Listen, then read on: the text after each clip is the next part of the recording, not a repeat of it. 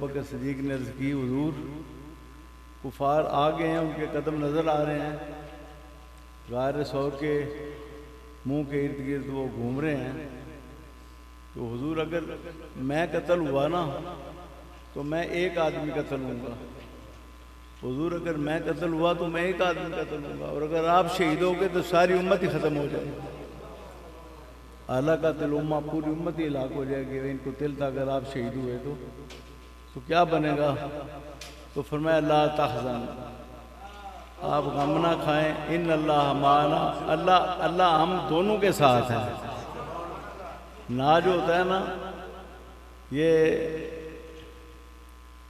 تثنیہ اور جمع دونوں پر اس کے اطلاق ہوتا ہے، جو متکلم کا نا ہوتا ہے۔ آپ پریشان ہوں، اللہ جیسے میرے ساتھ ہے آپ کے ساتھ بھی اللہ ہے، یہ تو بنیاد ہوگی۔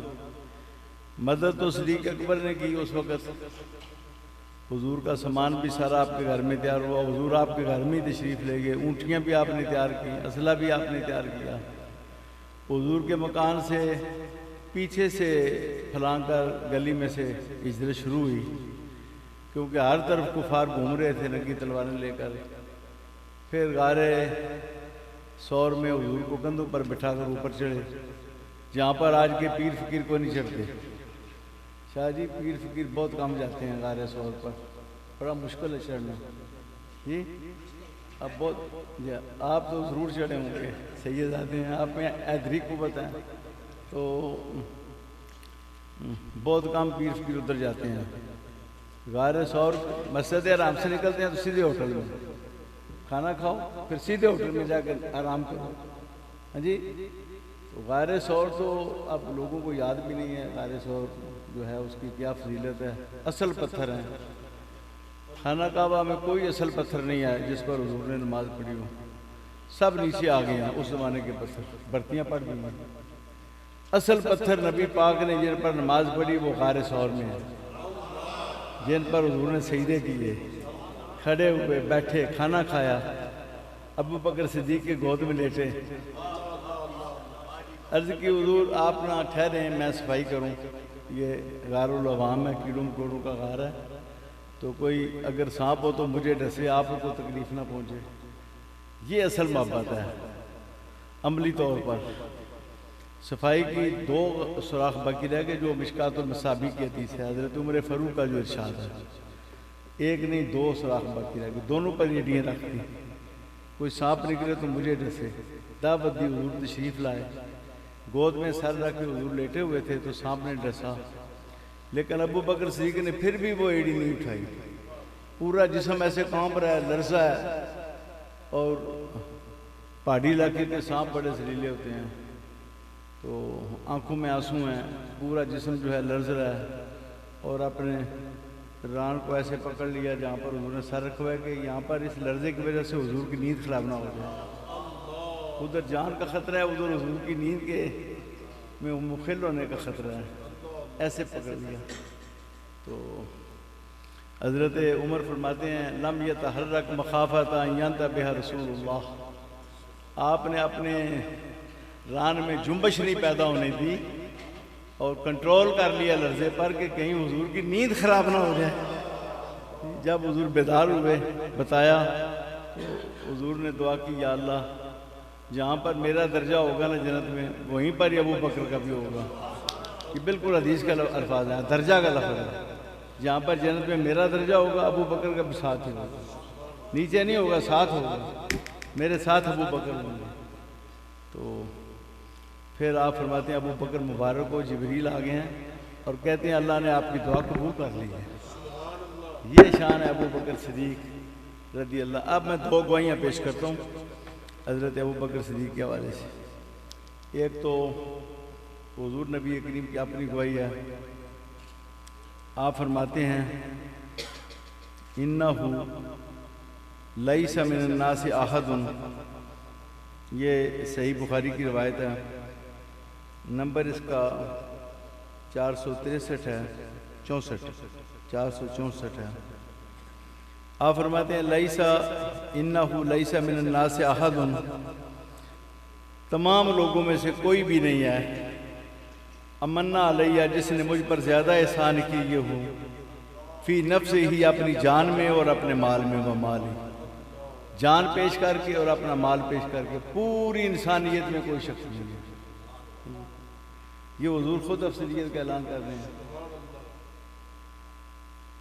من ابی بکر بن ابی قحافہ، بنسبت ابی بکر بن قحافہ کی، پوری انسانیت میں کوئی شخص نہیں جس نے جان اور مال کے ذریعے مجھ پر احسانات کیے ہوئے۔ اور پھر فرمایا ما من احد عنده یدن الا وقد کافانا ما سوا ابی بکر فإن له عندنا یدن یقافہ اللہ۔ جس شخص نے بھی ہم پر احسان کیا، جس نے بھی ہم پر احسان کیا، جس نے بھی ہم پر احسان کیا، ہم نے احسان کا بدلہ جو ہے نا اتار دیا۔ اب وہ بکر کا نہیں اتار سکے، ان کا بدلہ قیامت کے روز اللہ تعالیٰ عطا کرے گا۔ یہ تو گواہی ہے حضور نبی کریم کی۔ اب مولا علی کی گواہی آتی ہے۔ یہ کتابیں میں لایا ہوں، یہ حضرت شیخ الحدیث علامہ سید ریاض الحسن شاہ صاحب قبلہ رحمۃ اللہ تعالیٰ علیہ کے اصالہ ثواب کے لیے لایا ہوں، کم لایا ہوں، لیکن یہ آپ ان کا مطالعہ کریں۔ جب حضرت صدیق اکبر کا انتقال ہوا نا تو یہ مجمع الزوائد میں بھی یہ روایت موجود ہے اور مسند بزاز میں بھی ہے۔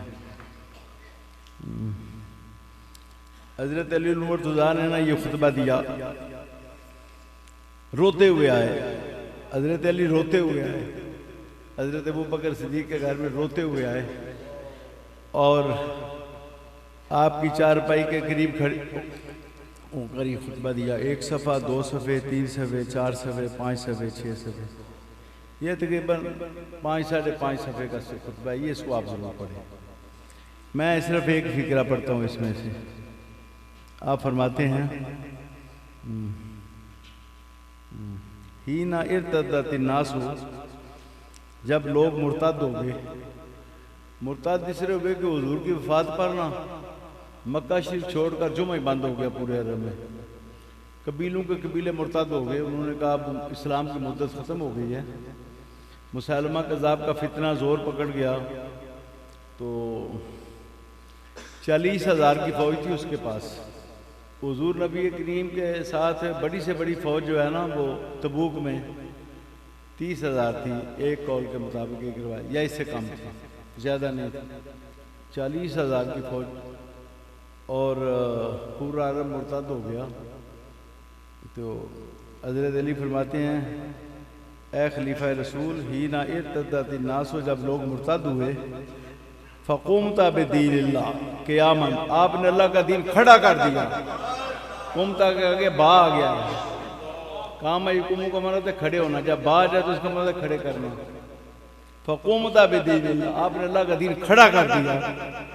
لم یقم ہو خلیفۃ نبی قطو، آدم علیہ السلام سے لے کر عیسیٰ علیہ السلام تک کسی نبی کے خلیفہ نے اس طرح دین کھڑا نہیں کیا جس نے آپ نے دین کھڑا کیا۔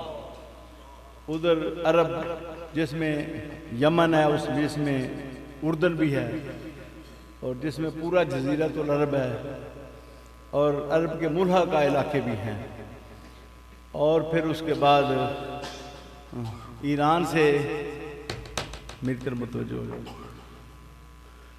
ایران سپر طاقت تھی، ان سے عراق کے بہت سے علاقے لے لیے۔ ادھر پھر شام جو ہے وہ رومیوں کے ماتحت تھا، اور رومیوں کی فوجیں وہاں پر لاکھوں کی تعداد میں موجود تھیں، شام فتح کر لیا۔ تو حضرت علی گواہی دے رہے ہیں کہ اے خلیفہ رسول، جس طرح آپ نے اللہ کا دین کھڑا کیا نا، آپ سے پہلے کسی نبی کے خلیفے نے اس طرح دین کھڑا نہیں کیا۔ اچھا، اب میں ایک دو چیزیں اور عرض کروں گا۔ 9 ہجری میں سوال پیدا ہوا، آج آ گیا ہے، تو فتح مکہ 8 میں ہوا نا، 8 ہجری میں، 9 میں آج آ گیا۔ تو حضور نبی کریم کی بارگاہ میں عرض کی، حضور آپ آج کی قیادت فرمائیں۔ تو آپ نے فرمایا عرب میں لوگ دن کو ننگے طواف کرتے ہیں، عورتیں رات کو ننگی طواف کرتی ہیں، تو میں ان ننگے لوگوں میں نہیں جا سکتا، اس سال نہ ننگوں پر بندی لگائی جائے کہ آئندہ کوئی ننگا نہ آئے۔ اس طرح حضور نبی کریم شرم حیا والے تھے۔ جی امت کا کیا حال ہو گیا ہے؟ فرمایا ننگے لوگ طواف کرتے ہیں، میں ننگوں میں نہیں جا سکتا۔ جی تو حضور نے فرمایا ابو بکر امام ہوں گے، ابو بکر امام ہوں گے۔ یہ بخاری شریف میں سیاستہ کی ساری کتابوں میں تقریباً موجود ہے، آپ بے شک پڑھ لیں۔ 9 ہجری میں جو فتح مکہ کے بعد پہلا حج ہوا اسلام کا، جس میں امام مقرر کیا گیا، حضور نے 10 میں امامت فرمائی، 10 ہجری میں، حجۃ الوداع وہی ہے۔ تو آپ نے فرمایا ابو بکر کو میں امیر مقرر کرتا ہوں۔ ابو بکر ننگوں پر بھی بندی لگائیں گے، مشرکوں پر بھی بندی لگائیں گے کہ آج کے بعد مشرک جو ہے نا وہ مسجد حرام میں داخل نہیں ہو سکتے۔ آج کے بعد مشرک مسجد حرام میں، اب تو ماشاءاللہ وہاں پر کیک کاٹے جاتے ہیں نا، ہاں جی، مشرکوں کو بلا کر۔ فرمایا آج کے بعد مشرک جو ہے نا وہ مسجد حرام میں داخل نہیں ہوگا اور ننگا طواف نہیں کرے گا، کوئی ننگا نہیں آئے گا، جو آئے گا لباس میں آئے گا۔ تو جب حضرت ابوبکر صدیق اپنا قافلہ لے کر مکہ شریف کے قریب پہنچا نا تو پیچھے سے حضور کی اونٹنی کی آواز آئی۔ اونٹنی جو ہے نا حضور کی، اس کی خاص آواز تھی، پہچانی جاتی تھی۔ نماز پڑھ رہے تھے نا تو اونٹنی کی آواز آئی، نماز پڑھی تو فرمایا یہ نبی پاک کی اونٹنی ہے۔ تو لوگوں نے کہا نبی پاک نہیں، حضرت علی آئے حضور کی اونٹنی پر بیٹھ کر۔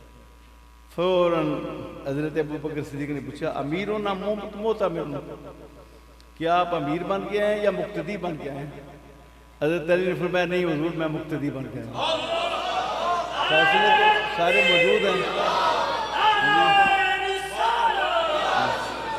حضرت میں مقتدی بن کے آیا ہوں، میں مقتدی بن کے آیا ہوں، امیر آپ ہی ہیں جی، آج کے امیر آپ ہیں، میں مقتدی بن کے آیا ہوں۔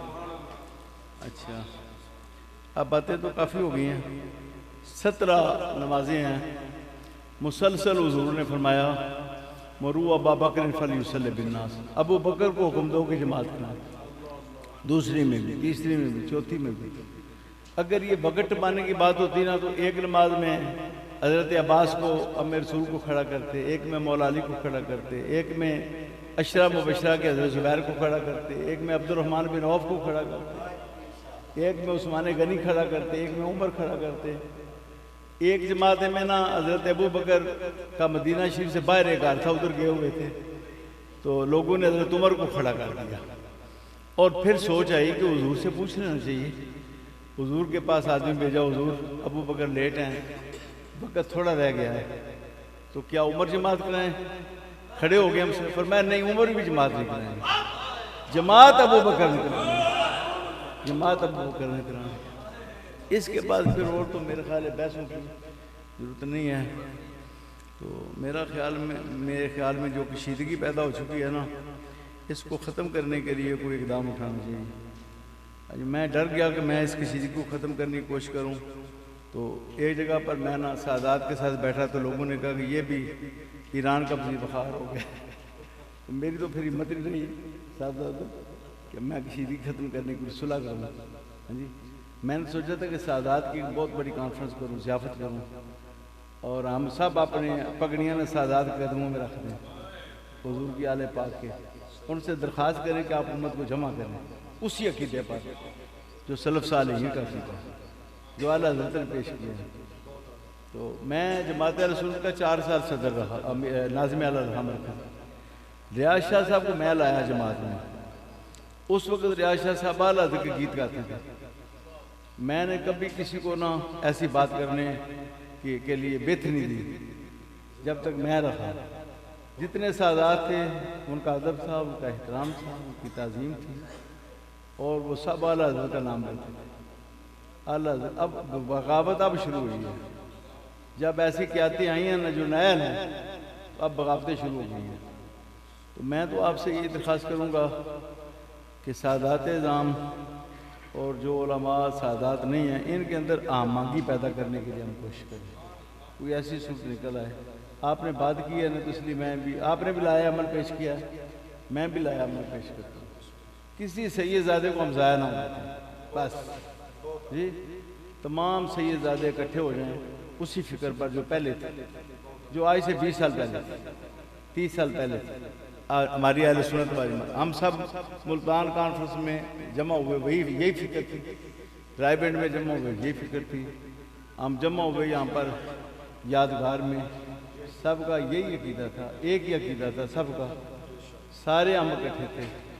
اس کی وجہ ہے کہ میں سادات کا بڑا ادب کرتا تھا، سادات کا میں نے ادب کیا تو اس کی وجہ سے سادات مجھ پر شفقت کرتے، جو بات میں درخواست کرتا وہ قبول کر لیتے۔ یہ میں آپ نے بھی لایا عمل پیش کیا، ایک میں بھی پیش کر دیا، مجھے بھی آقا صلی اللہ، جزاکم اللہ۔ اچھا جی، میرا خیال ہے اب تقریر کرنے کی ضرورت کوئی نہیں، کافی تقریر ہو گئی ہے، کیونکہ صاحبزادہ صاحب فرما رہے تھے کہ 12 بجے ختم کرنا ہے، میں نے کہا 12 بجے ختم ہوا رہا تو میں آپ کو منع کراؤں گا، اگر آپ نے 12 بجے جلسہ ختم کیا نا تو میں آپ کو منع کراؤں گا، آپ نے مجھے منع کرا، آپ صاحبزادہ جی انہوں کو وعدہ لو، مقصدی وعدہ لو،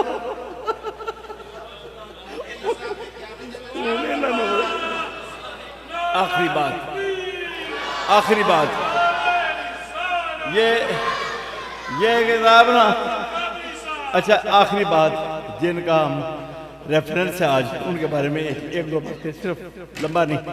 اچھا جی، یہ کتابیں آپ نے نا جو پڑھے لکھے لوگ ہیں نا، جو خود بھی پڑھیں، بیویوں کو پڑھائیں، بچوں کو پڑھائیں، بھائی بہنوں کو، وہ اٹھا سکتے ہیں، ان کی قیمت کوئی نہیں، یہ کوئی نہیں میں تقریر کیا اور مقرر صاحب کہیں جا میں کتابیں بیچوں گا، بیچنے والی بات ادھر کوئی نہیں افسر قادری کے پاس۔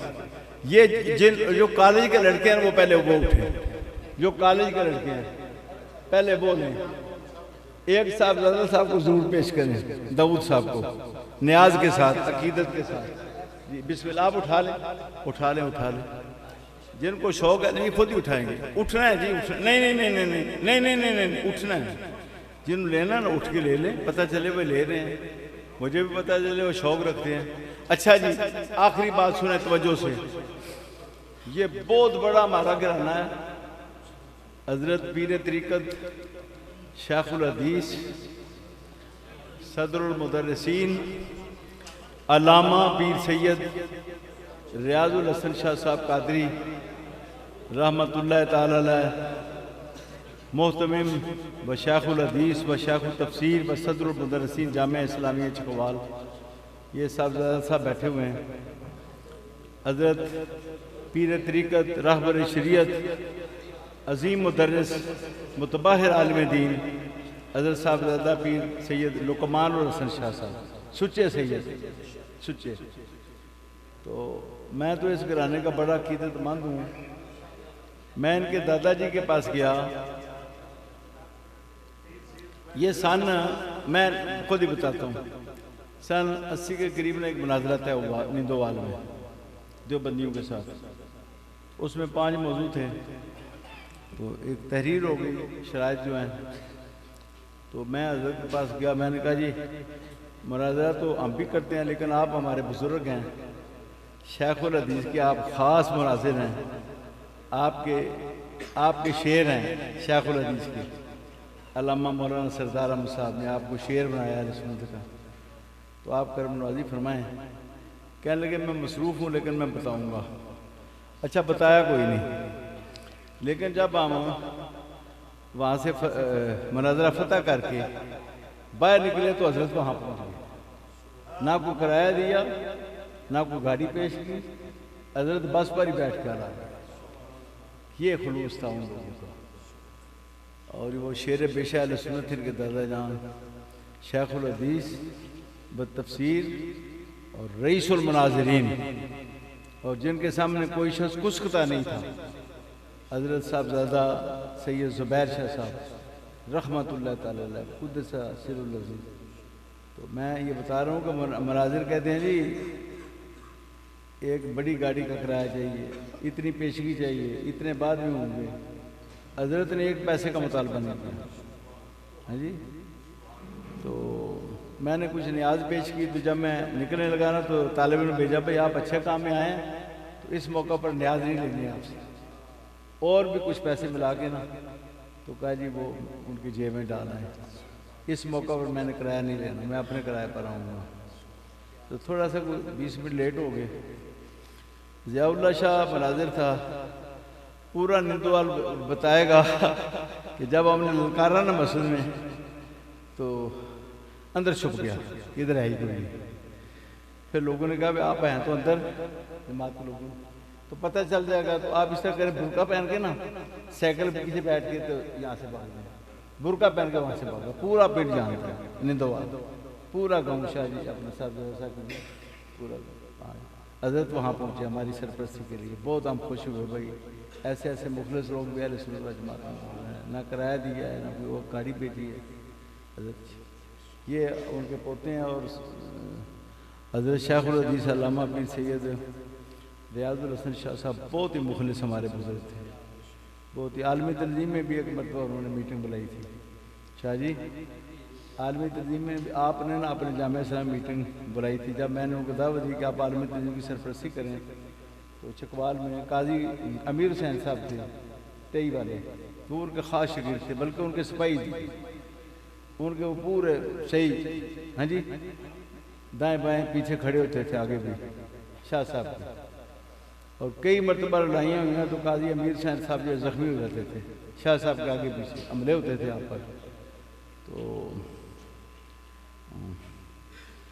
میں تو اس کار سے بڑا متاثر ہوں، اللہ تعالیٰ ان کے درجے، ان کے والد گرامی کے درجے، اور ہمارے آستانہ محدث اعظم کے درجے اللہ تعالیٰ بلند فرمائے۔ صاحب زردہ صاحب کو میں خراج تحسین پیش کرتا ہوں کہ انہوں نے یہ ریفرنس رکھا ہے، اور صدیق اکبر رضی اللہ تعالیٰ عنہ کی شان میں بھی یہ رکھا ہے، تو میرا خیال ہے کوئی صلح کی صورت نکالنی چاہیے، میری تو یہی درخواست ہے، کوئی صورت صلح کی نکالیں، میں اس میں انشاءاللہ آپ کے ساتھ، کوئی علماء کوشش کریں، میں انشاءاللہ ساتھ دوں گا، سارے سادات اکٹھے کریں، سب کی محنت کریں، انشاءاللہ تعالیٰ کرم نوازی ہو جائے گی، سادات ہم پر شفقت کریں گے انشاءاللہ تعالیٰ۔